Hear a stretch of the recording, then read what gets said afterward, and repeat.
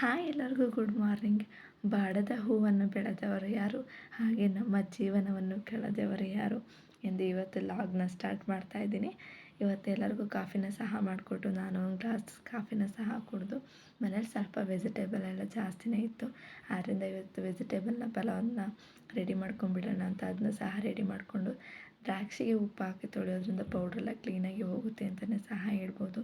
ಪಾಪು ಬಟ್ಟೆ ಎಲ್ಲ ಸ್ವಲ್ಪ ಇದ್ದು ಅವನು ವಾಶ್ ಮಾಡ್ಕೊಂಡು ಬರೋಣ, ಟಿಫನ್ ಎಲ್ಲ ರೆಡಿ ಆಗೋ ಹೊತ್ತಿಗೆ ಅಂತ ಅದನ್ನು ಸಹ ರೆಡಿ ಮಾಡಿಕೊಂಡು ಸ್ವಲ್ಪ ಹಲಸಿನಹಣ್ಣಿಂದ ಚರ್ಪ್ ಮಾಡ್ಕೊಂಡ್ಬಿಡೋಣ, ಹಾಗೆ ತಿಂದರೆ ಚೆನ್ನಾಗಿರಲ್ಲ ಅಂತ ಸ್ವಲ್ಪ ಸಿಂಪಲಾಗಿ ಅದನ್ನ ಸಹ ರೆಡಿ ಮಾಡ್ಕೊತಾ ಇದ್ದೀನಿ. ಏನಪ್ಪ ಅಂದರೆ ಈ ಥರ ಎಲ್ಲ ಮಾಡ್ಕೊಂಡು ತಿನ್ನೋದ್ರಿಂದ ತುಂಬಾ ಟೇಸ್ಟಿಯಾಗಿ ಚೆನ್ನಾಗಿರುತ್ತೆ. ಪಾಪುಗೆ ಸ್ವಲ್ಪ ವೆಜಿಟೇಬಲ್ ಎಲ್ಲ ಹಾಕಿ ಕಿಚಡಿಯನ್ನು ಸಹ ರೆಡಿ ಮಾಡಿಕೊಡ್ತಾ ಇದ್ದೆ. ಹಾಗೇ ಕೊಟ್ಟರೆ ತುಂಬ ಮಕ್ಳಿಗೆ ಟೇಸ್ಟೇ ಇರಲ್ಲ. ಈ ಥರ ಒಗ್ಗರಣೆ ಹಾಕ್ಕೊಟ್ರೆ ತುಂಬಾ ಚೆನ್ನಾಗಿರುತ್ತೆ. ಓಕೆ, ಟೇಕ್ ಕೇರ್, ಬಾಯ್.